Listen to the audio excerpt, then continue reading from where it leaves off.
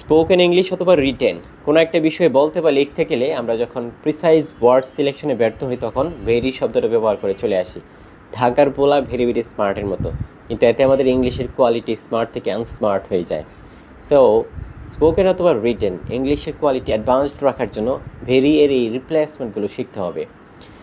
Emotions এবং feelings related এরকম 10টি রিপ্লেসমেন্ট এখন শিখব। Very happy, excitedly happy. Very sad, utterly heartbroken. Angry, absolutely furious. Very excited, wildly thrilled. Very scared, completely terrified. Very nervous, extremely anxious. Very surprised, totally stunned. Very bored, mind-numbingly bored. Very confused, hopelessly bewildered. Very disappointed, bitterly let down. এরকম 300 very two advanced এক্সপ্রেশনের PDF আমার কাছে রয়েছে। কেউ পেতে আগ্রহী হলে আমার সাথে যোগাযোগ করতে পারেন। ভিডিওটি ভালো লাগলে লাইক কমেন্ট শেয়ারের মাধ্যমে উৎসাহিত করতে পারেন। দেখার জন্য ধন্যবাদ। আসসালামু আলাইকুম।